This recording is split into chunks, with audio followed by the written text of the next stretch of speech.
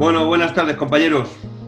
Esta tarde tenemos el placer y el gusto de tener a nuestro amigo y compañero, el doctor Javier Pascual Huerta. Es un placer porque él no le gusta que le digan esto, pero yo soy un admirador suyo total, pero desde que le empecé a seguir. Ahora le voy a hacer una pregunta, no sé si se acuerda de una cosa. ¿Por qué? ¿Por qué le estimo tanto? ¿Y por qué donde voy lo nombro? Porque me gusta ser agradecido con las personas que me han enseñado algo en la vida. En este caso, hemos compartido muchos momentos y es una de las personas de las cuales yo más he aprendido de podología en mi carrera. Y para mí, pues es, si no el número uno, el número uno. Ni más ni menos. Entonces, tenemos mucho que agradecerle porque ha sido totalmente innovador en el mundo de la biomecánica, que él trajo, digamos, entre comillas, permitidme la expresión, a España. Bueno, pues fue pionero e innovador en ir divulgando esas teorías nuevas o las que ya estaban establecidas en Estados Unidos, traerlas y luego la divulgación de otras nuevas teorías y otros nuevos modelos biomecánicos que intentan explicar cómo funciona el pie. Por lo tanto, súper agradecido, Javi, y vamos a aprender un poquito de ti. ¿Cómo estás, compañero? ¿Qué tal, tío? Hola, Fran, ¿qué tal? Bien, bien, gracias. Gracias por esta presentación que también claramente es más fruto de nuestra amistad que de la realidad. Pero, pero bueno, te lo agradezco. Bien, estamos bien por aquí de momento. Todo bien. Muy bien. Que vamos a ver, con diferentes compañeros, bueno, hemos tocado un montón de temas, Javi, pues hemos tocado fascia plantar, plantillas ortopédicas, protocolos de exploración, pie diabético, efectos de las plantillas, modelo de estrés también, bueno, con tendinopatías aquíleas, calzado, fútbol, lesiones en el fútbol. Hemos hecho un popurrí de muchas patologías, ¿no? Está quedando bien y nos gusta mucho. Vamos a hablar contigo de algo que particularmente me encanta este tema. Vamos a dialogar un poco sobre lo que es el modelo de estrés de tejido, ¿no? Esta nueva herramienta clínica que nos intenta explicar el por qué un paciente se queja de un dolor en el talón, en una tibia, en un meta, y nos acerca un poco a lo que son las bases del enfoque clínico que tiene que predominar en el mundo actual, ¿no? Javi, ¿qué es para ti el estrés? De la teoría de estrés de tejidos, ya sé que es muy amplio esta pregunta, ¿no? Y cómo la interpretas tú, pero si te dirían qué opinas tú de la teoría de estrés, ¿cómo la interpretas tú? Bien. Bueno, o sea, la realidad es que cuando yo leí la teoría de estrés de tejidos, el primer artículo, para mí supuso una nueva forma de entender la patología o de las deformidades del pie desde el punto de vista mecánico.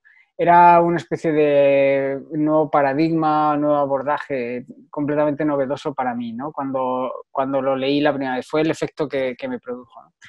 La realidad es que eh, no es una teoría que inicialmente pueda ser especialmente llamativa, pues simplemente se basa en lo que viene a ser aplicar el sentido común a la patología del pie, ¿no?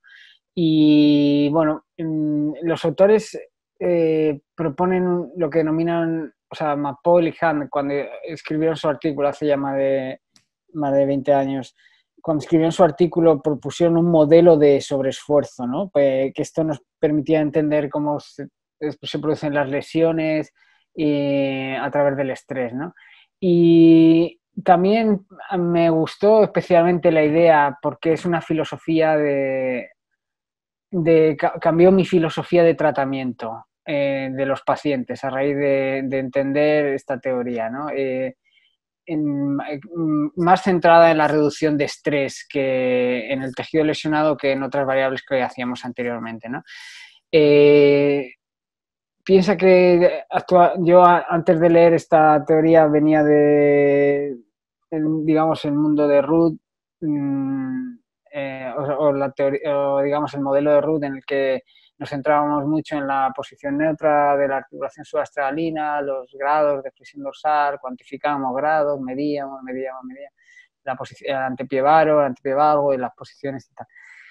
Y es cierto que no encontraba una correlación clínica en muchos casos con lo que los pacientes les ocurría luego en la clínica, es decir, lo que al paciente le pasaba o lo que se predecía con ese modelo no era luego muchas veces lo que yo me encontraba en la clínica. El paciente tenía dolores en otras zonas o no le molestaba, había una cosa que debería de doler y no dolía. Y entonces para mí la idea del estrés de tejidos me supuso un cambio muy radical, ¿no? Porque pasé a preocuparme más del tejido lesionado, ¿no? Yo creo que o sea, básicamente lo que viene a decir es que el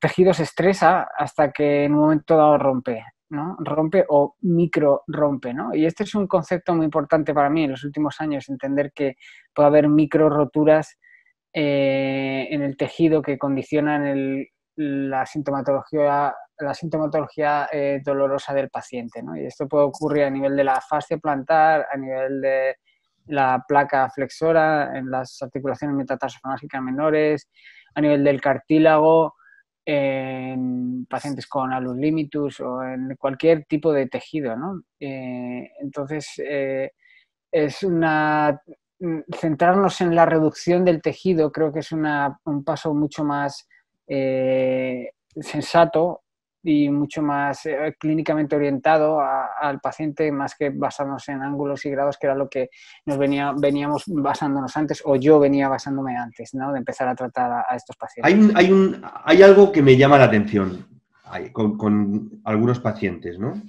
A ver si me das una contestación, le das tu prisma bajo el modelo de estrés de tejidos. Lo he hablado con Ángel Orejana, él me ha dado su punto de vista, pero hay veces que el paciente se queja de dolor, ¿no? Y ponemos un tratamiento, hacemos una monitorización de ese tratamiento y hay veces que muchas veces nos obsesionamos con las pruebas complementarias. Es decir, está claro que hay un daño tisular, pero que ese daño tisular en ocasiones no va, o esa recuperación de daño no está asociada a la disminución del dolor, porque vemos pacientes asintomáticos que le haces una prueba complementaria como una eco y ves una fascia engrosada y sin embargo no tiene dolor, o ves engrosamientos o falta de integridad de lo que es las fibras de colágeno, ya no solamente el grosor, sino las fibras, y alterado, no muy alterado, y hay sintomatología. Es decir, ¿qué explicación le das tú a eso desde el punto de modelos de estrés de tejidos? Cuando tratamos un paciente intentamos eliminar el dolor, que es por lo que viene a consulta, ¿hasta qué punto la relación entre dolor y cambios histológicos es importante? Cuantificarlos. Yo creo que, a ver, este es un tema interesante y es un tema complejo. Para mí el problema es el estrés, no es la lesión o el cambio histológico.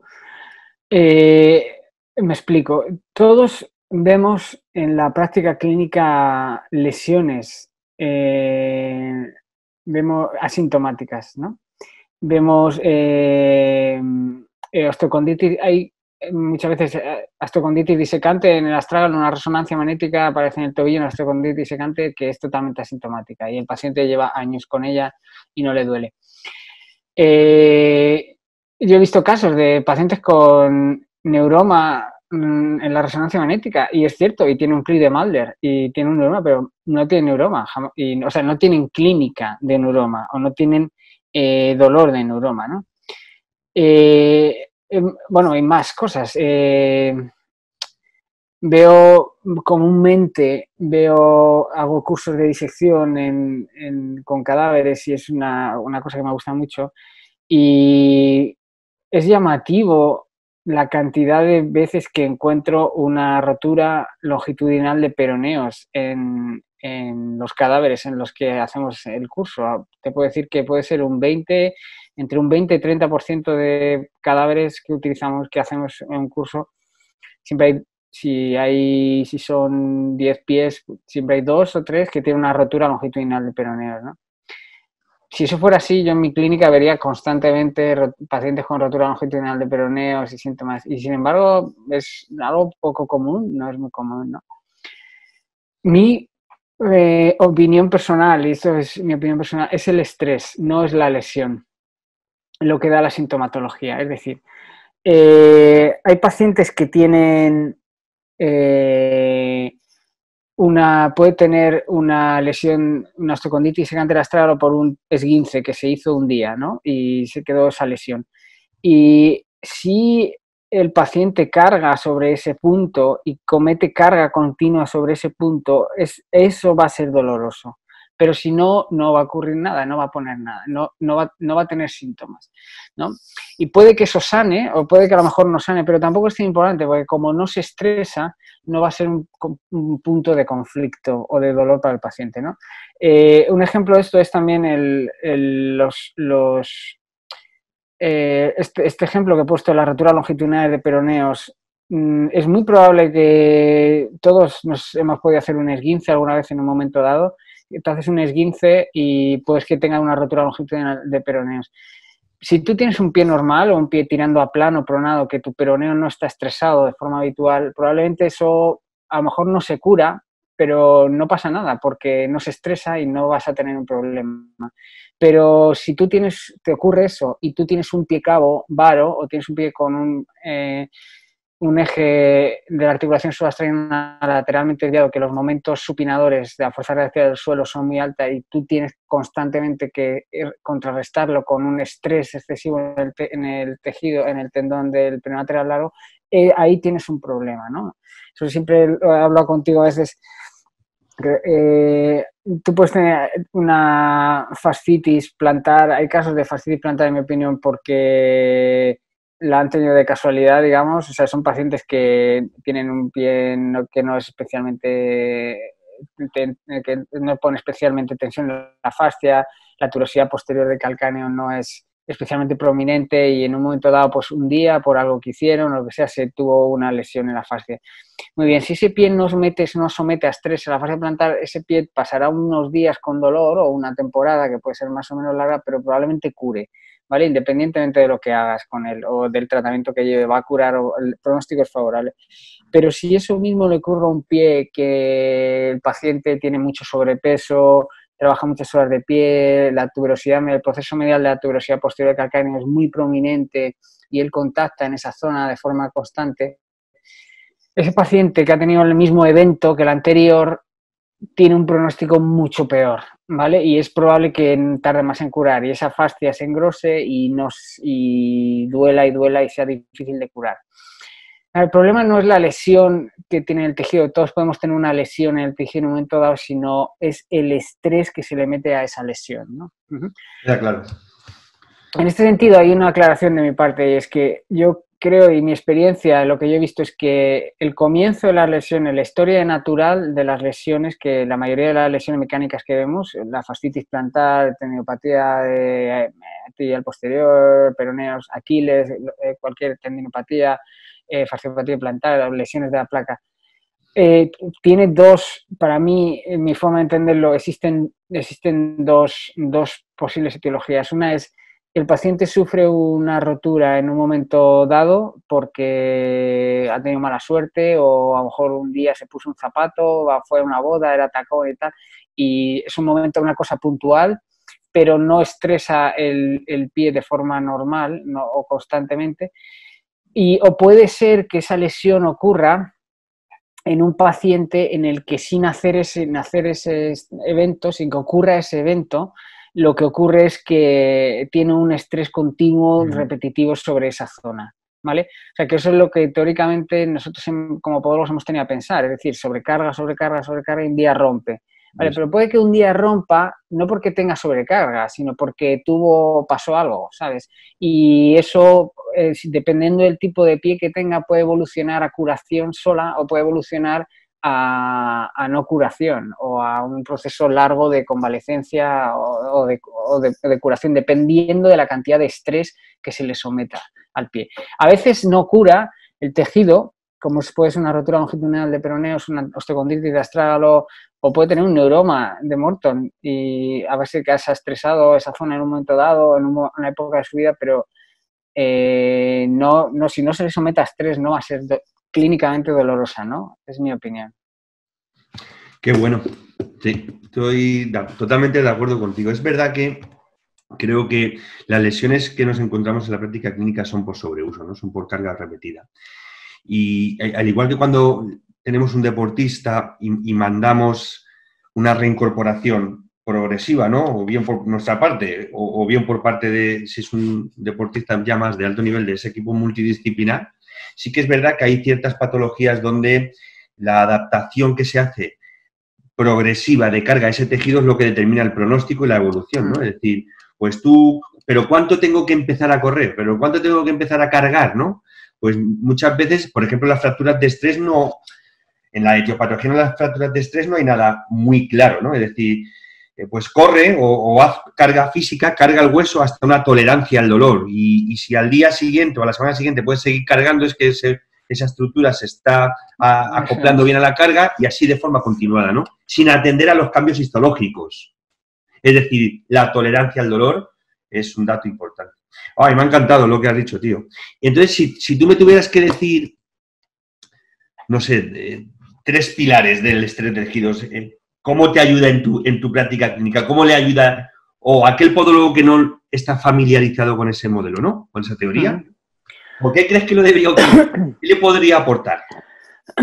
A ver, a mí me cambió mi práctica clínica, mi forma de entender la patología, mi forma de entender el tratamiento, ¿no? Y de guiarlo. Sobre todo, cambia la práctica clínica, sobre todo porque, en primer lugar, entiendes mejor las lesiones, los mecanismos lesionales o por qué ocurren y por qué algunos pacientes curan y por qué algunos pacientes no curan. Entonces te da una explicación de por qué eso está ocurriendo y qué cosas debes de cambiar para que un paciente mejore o otro paciente no mejore, que básicamente consiste en reducir el estrés. Y el otro también te hace, o mi forma de entenderlo es que te hace ver si el tratamiento estás yendo en la dirección correcta o no estás yendo en la dirección correcta cada vez que pones un tratamiento, ¿no? Esto es especialmente importante, sobre todo con plantillas y tratamiento ortopédico con plantillas, que es una cosa que nosotros los podólogos hacemos mucho. Y aquí entra el concepto de dosificación también, ¿no? Que es otro concepto importante que podría ser derivado, que viene derivado de esta idea de reducir el estrés. Es decir, tenemos que entender, y es una cosa que a mí me ayuda el estrés de tejidos, tenemos que entender el tratamiento con plantillas o el tratamiento con cualquier dispositivo ortopédico como un tratamiento más, como puede ser un tratamiento farmacológico, ¿no? En el que existen diversas dosis, ¿no? O sea, es decir, tú puedes tomar una cefalexina o amoxicilina clavulánica con una infección de 500, 125 o de 875, 125, dependiendo del grado de infección que tengas, ¿no? Y si tú empiezas con la de 500 y no va bien, pues a lo mejor tienes que aumentar la dosis a 875. Igual pasa con el tratamiento del azúcar, la hipertensión, etcétera, ¿no? Y en este contexto yo creo que esto es muy aplicable a los tratamientos que nosotros usamos, ¿vale? Usamos con plantillas, especialmente con plantillas. Si tú haces la plantilla y la respuesta clínica del paciente de la plantilla te va a ir diciendo que cuánta dosis más debes de poner más o debes de poner menos, o cuánto debes de dosificar más o menos, ¿no? Y esto es exactamente igual que cualquier tratamiento que se utiliza convencional en la industria farmacéutica hoy en día. Y es algo que yo creo que el estrés de tejidos nos ayuda a entender que las plantillas no son para corregir la posición del pie o ponerlo en su posición neutra o corregir el antepié varo o corregir el antepié valgo, porque eso en mi experiencia no va a ocurrir nunca. Las plantillas son para quitar el dolor y la plantilla funciona mientras quita el dolor. Y ahí entra el concepto de dosificación en la plantilla. Es decir, puede ser que te hayas quedado corto, puede ser que te hayas quedado largo, te pase si tengas digamos, un efecto tóxico de la plantilla, igual que un efecto tóxico del fármaco en el que te has pasado y estás produciendo otros problemas. O te has quedado corto y no has llegado a la concentración mínima inhibitoria a la que tiene que llegar el fármaco o a la que tendría que llegar la plantilla.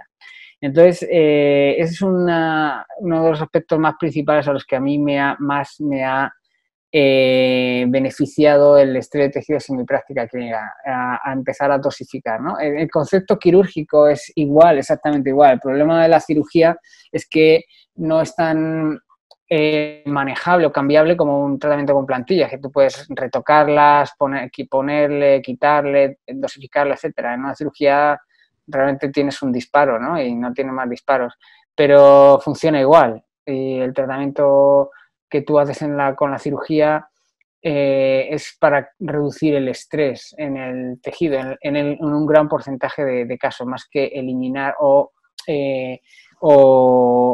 reparar el tejido, ¿no? Entonces, en los abordajes, en sentido, los abordajes, un ejemplo clásico ha sido la disfunción de tibia posterior, ¿no? Los primeros abordajes lo que intentaban era corregir el tendón o la lesión que había en el tendón, intentaban limpiar el tendón, peinarlo, suturarlo al flexor largo común de los dedos, y esos abordajes, si solamente se hacían eso, fracasaban, ¿ok? Y lo que se vio era que fracasaban, y lo que se vio era que funcionaba mejor si se hacían osteotomías que mejoraban la posición dinámica del pie, como una osteotomía de Kosoyanis, etc.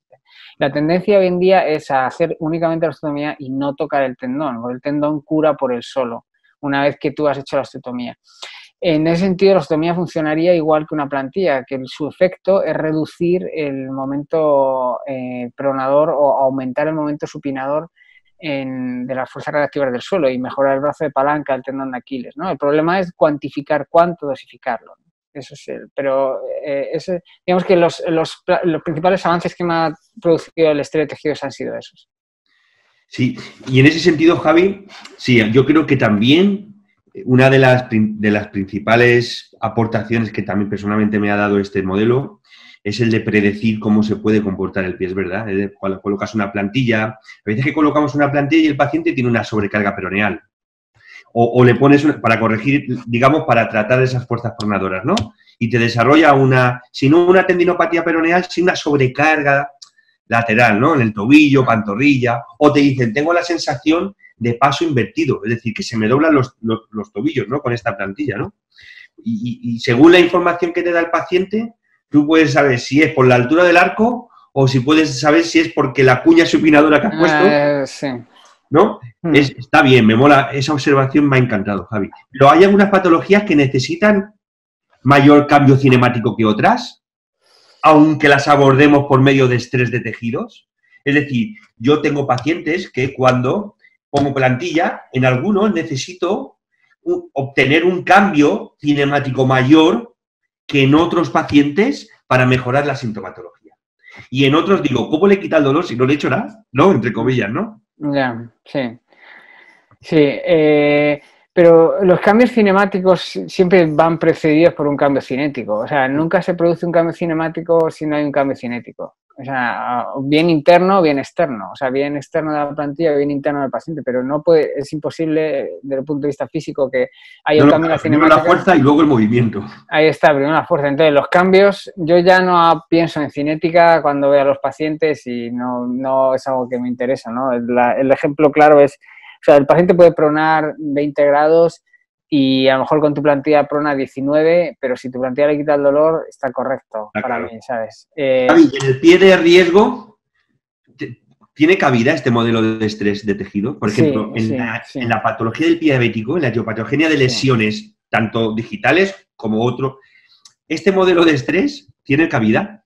Sí, claramente sí. Para mí, yo actualmente en el último año y medio tengo una labor más intensa en pie diabético, en las unidades de pie diabético del Hospital de Cruces y de Basurto aquí en Bilbao, y para mí claramente la aplicación es evidente e inmediata. De hecho, creo que uno de los problemas que ha tenido el pie diabético es no pensar en el estrés de tejidos, ¿no? En ese sentido, ¿no?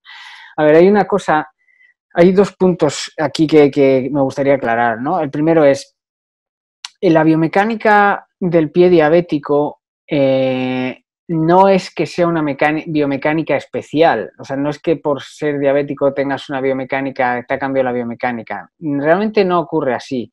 De hecho, lo que ocurre es que tú naces y tienes un pie, y que puede ser plano, puede ser cabo, puede ser de cualquier forma.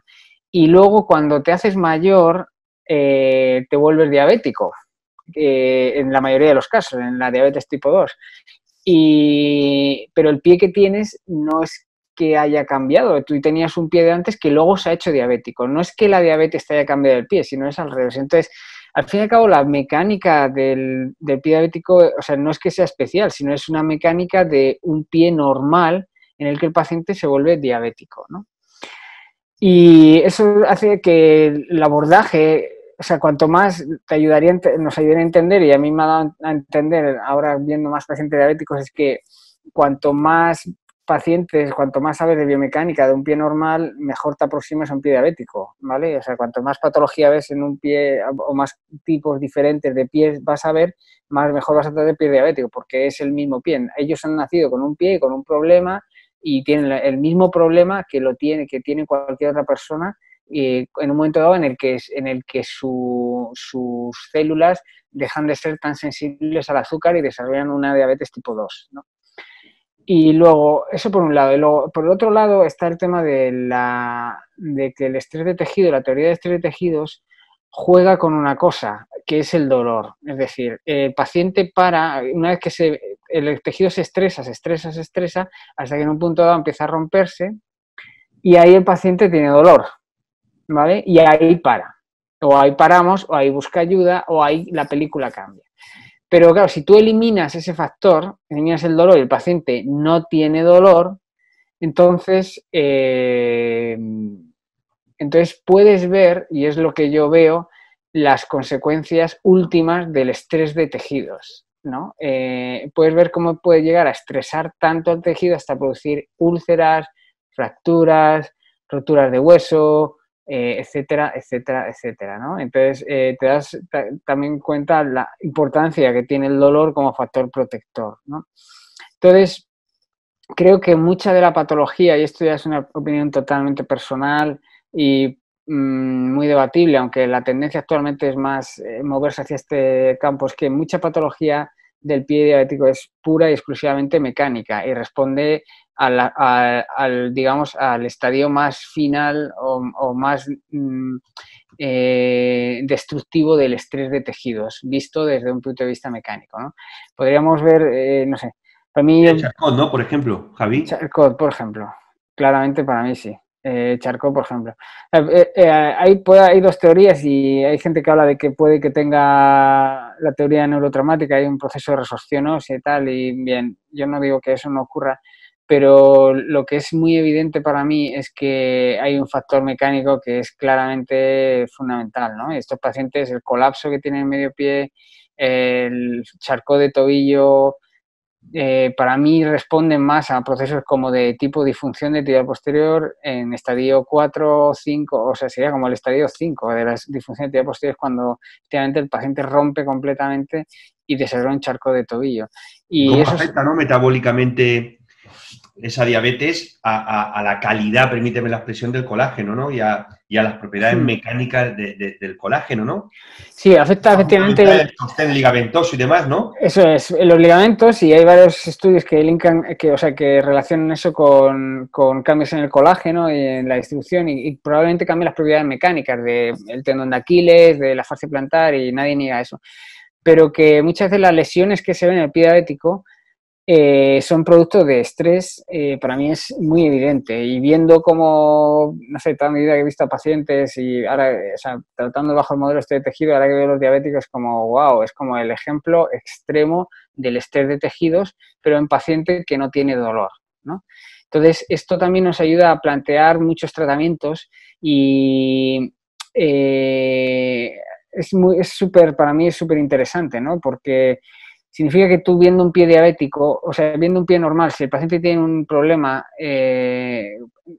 por la teoría de estrés de tejido, bueno, el paciente va a tener dolor, ¿no? El paciente viene y tiene dolor. Pero un paciente diabético no lo sabes porque no tiene dolor y para mí es como mucho más estimulante en este sentido desde el punto de vista intelectual, ¿no? Porque si el paciente tiene una fasciopatía plantar, no lo sabes. No lo sabes. O sea, un paciente diabético, es curioso, veo muchos pacientes diabéticos, ninguno tiene fascitis plantar, no me lo creo, ¿no? Me resulta difícil creer porque muchos de ellos son obesos, caminan, etcétera, y en mi clínica diaria veo muchísimas fascitis plantares y ellos ni uno tienen fascitis plantares. Es difícil de creer, ¿no? Creo que sí las tienen. Lo que pasa es que a lo mejor no se dan cuenta. Pero pasan desapercibidas porque no es una señal de alarma, ¿no? Claro, si a no ser que tú hagas una ecografía o una resonancia de forma rutinaria, el paciente puede estar sufriendo un proceso de fasciopatía plantar en el que no da síntomas, no tiene dolor y no se queja. Y yo creo que si eso se mantiene el tiempo, el paciente anda y anda, eso podría explicar también por qué se colapse al medio pie en muchos pies, ¿no? A lo mejor puede ser que la fascia se rompa y haga una especie de colapso, puede ser que el ligamento se rompa y haga una fase de colapso. Y en ese sentido se avanzó mucho con la teoría del estadio cero de Charcot. Bajo mi punto de vista mecánico, eso es el comienzo de la rotura porque se ha roto ya o ha habido una fractura o rotura, bien de la fascia plantar o bien del tendón tibial posterior o bien de tal. Y si eso no se frena de forma inmediata o no se se reduce el estrés de forma drástica y el paciente continúa andando, va a desescalar en un proceso totalmente destructivo del pie. Y para mí el estrés es el que lo explica. O sea, viene la explicación, es perfectamente compatible con el estrés de tejidos. Y, Javi, si algo también nos ha aportado la teoría del estrés de tejidos, a la hora de planificar un tratamiento, claro, te abre más el prisma, ¿no? El horizonte, porque ya para quitarle carga a un tejido o para mejorar su resistencia o su comportamiento hacia un ciclo de carga, no solamente interviene la plantilla, sino ejercicios de estiramiento, ejercicios de fortalecimiento, ¿no? Otras terapias que, si lo vemos con este prisma de estrés de tejidos, justifican el por qué funcionan también, no Sí. solamente la plantilla. Sí, desde luego que sí. Al fin y al cabo, lo que creo que nosotros luchamos es contra el estrés y contra un tejido lesionado en el que su capacidad de soportar estrés cuando el tejido está lesionado es mínima. Entonces, eso tiene que cambiar. Ahí, en ese sentido, hay una extensión de la teoría de estrés de tejidos, que es la teoría de estrés físico, ¿vale? De Müller y Malouf, que publicaron en el 2002. Para mí, yo cuando leí igual me pareció como un artículo, y lo leí realmente hace poco, estoy hablando de probablemente hace 5 o 6 años solamente, pero me pareció un artículo totalmente excepcional y también me ha cambiado mucho mi forma de entender la patología del pie, o sobre todo de dirigir los tratamientos, ¿no? Y lo que viene a decir es que el tejido responde de forma, el tejido tiene una respuesta al estrés, ¿vale? Y entonces, cuando el tejido está lesionado, y por ejemplo hablamos de una fascia plantar que está lesionada, tenemos una fasciopatía plantar, el paciente ha tenido una rotura, no una rotura completa de la fascia, pues una rotura de un 5%, de un 10%, de un 15%, de un 20%. Y eso produce un proceso inflamatorio en la zona que con la carga no le deja sanar, ¿vale? Ese tejido que se encuentra roto, lesionado en un 15, 20, 20, 25%, tiene una capacidad de soportar estrés mucho menor. Y el tejido reacciona a la respuesta responde a la cantidad de estrés de una manera predecible. Entonces, hay que entender que la rehabilitación y la adaptación en ese sentido juegan un papel fundamental.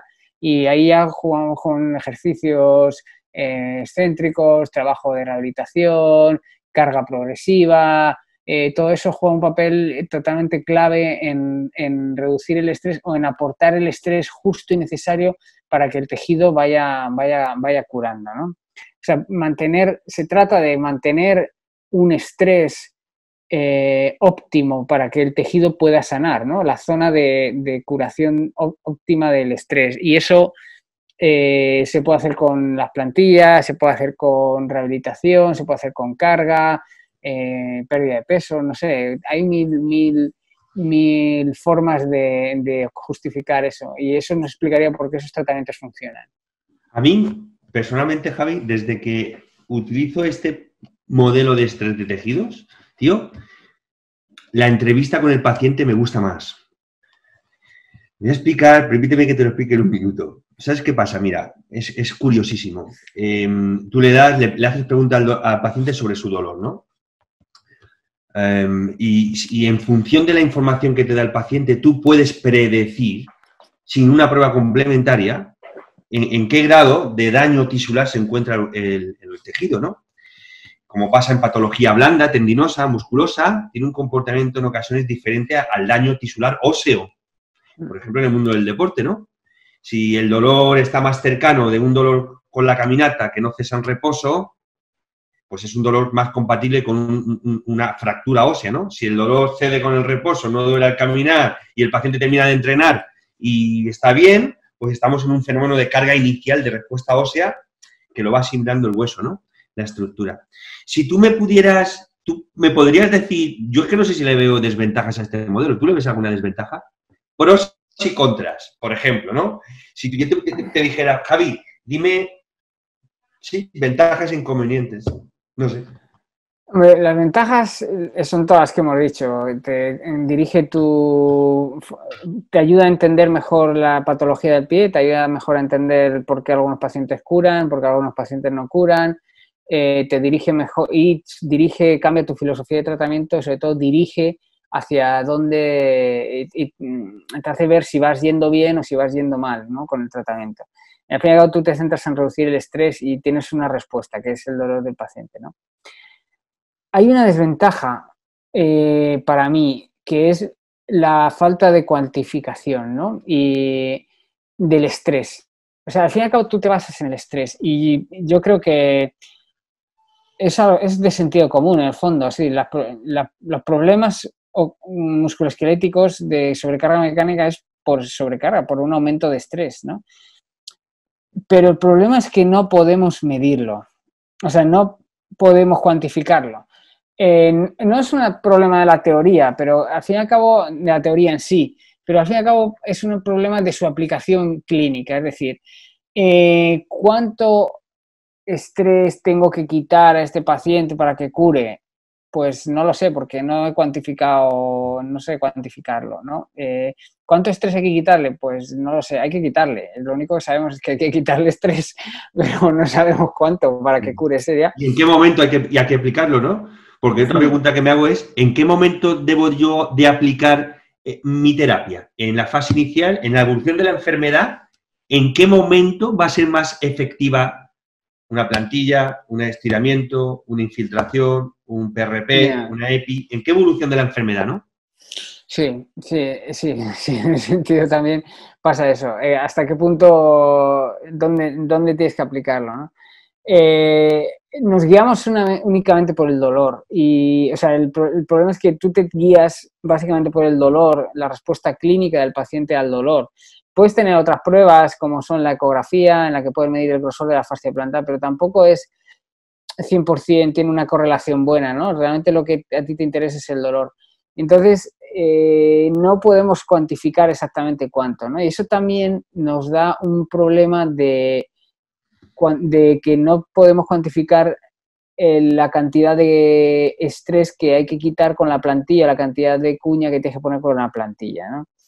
Es decir, yo me acuerdo siempre, yo di clase en la Universidad Europea muchos años en orto y me preguntaba a los pacientes, bueno, y si tiene, o sea, paciente con una disfunción tibial posterior y le ponemos una cuña, ¿cuánto hay que poner? ¿Cuánto? Pues ese es el problema que tiene la teoría de estrés de tejido. Pues suficiente como para desestresarlo, ¿vale? ¿Y eso cuánto es? Bueno, pues no lo sé, ¿sabes? O sea, tú, bueno, pues después de tu experiencia ya sabes que si el paciente clínicamente tiene muchos síntomas o tiene una pronación muy severa, tiene mucho sobrepeso, vas a necesitar ponerle mucho. Pero eso es suficiente o no, nunca lo sabes. O sea, en ese sentido necesitas ir ajustando la plantilla, ¿no? Y que es otra de las cosas que a mí también me ha ayudado en la teoría de estrés de tejido, a entender que la plantilla, es lo que he hablado de dosificación, es un concepto dinámico, ¿no? Es Me ha un gustado concepto ese concepto, tío, de la dosificación. no tienes que poner una plantilla y se acabó, porque eso no ocurre, sino tú tienes que eso ajustarlo, ¿no? Es decir, el paciente que tiene la tensión alta va al médico, se toma la pastilla y viene a la semana y si sigue con la tensión alta el médico le dice, no tome pastillas, es que no le funcionan las pastillas, ya las ha probado y no las funcionan, deje de tomarlas. No, eso no ocurre. Lo que hay que hacer es ajustarla, ver que por qué no funciona, ajustarle a dosis, igual necesita más, cuando se la toma. Nosotros tenemos que hacer lo mismo con las plantillas. O sea, no puedes dar una plantilla y se acabó, porque puede ser que le funcione o puede ser que no. Entonces tú tienes que ajustarlo. Y ese es el problema del estrés de tejido, es que no vamos un poquito a ciegas en ese sentido, ¿no? O sea, no sabemos cuánto tienes que poner de cuña o cuánto tienes que quitar de cuña para reducir el estrés de ese paciente, en ese paciente, ¿no? ¡Buah! ¡Qué interesante! Yo estoy disfrutando, tío, contigo. Bueno, no te voy a quitar más tiempo, tío. Bueno, me podría tirar hablando contigo de esto mucho tiempo, ¿no? Muchas horas. Porque mola oírte, tío. Mola oír tus reflexiones y sobre todo tu experiencia clínica, ¿no? Tu experiencia sobre el modelo, sobre el uso de este modelo clínico, ¿no? Me gusta mucho. En este sentido, tío, quiero agradecerte tu tiempo, el darnos la posibilidad de estar contigo en esta entrevista, que nos hables de este modelo de estrés de tejidos y para lo que a ti supone, para lo que supone para la comunidad. Gracias por aportar este granito de arena. Al fin y al cabo, como le he dicho a todos los compañeros, Javi, es aportar un poquito de valor a la profesión y en este sentido, pues tu valor, tu conocimiento, tu experiencia, lo vamos a soltar fuera para que la comunidad podológica siga aprendiendo de ti. Por lo tanto, tío, de verdad, muchas gracias por tu ayuda y por estar ahí, por darnos tu tiempo. Javi, nada, mándale un mensajillo de ánimos iba a decir a los colegas, bueno, a todo el mundo, ¿no? Que te oiga, sea colega o no sea colega. Bueno, gracias lo primero por darme esta oportunidad, ¿no? A ver, nosotros tenemos una profesión muy difícil y hemos pasado por épocas muy duras y todos hemos tenido en nuestra pequeña montaña rusa de subidones y de bajadas y de situaciones en las que has pensado dejarlo todo, tirar la toalla, incluso dedicarte a otra cosa. Y yo, que aquí donde me veis, también he pasado por esa situación dentro de la profesión. He tenido momentos en los que he estado muy bien, pero he tenido momentos muy bajos, en los que he tenido problemas y las cosas parecían que no avanzaba y tal. Estamos pasando una mala situación todos y la situación es complicada, pero que nadie dude de nuestra capacidad de saber sobreponernos, de nuestra capacidad de trabajo y de que nadie dude de que lo hemos pasado mal y hemos salido adelante y esto no va a ser una excepción, ¿no? Entonces, sigamos luchando, sigamos trabajando, ¿vale? Saldremos adelante. Es claro y evidente que vamos a levantarnos de esta y igual que hemos superado y como profesionales individuales y como profesión colectivamente en momentos muy complicados vamos a pasar esto también, ¿no? Pongamos al mundo de pie. Chapo, amigo, muchas gracias.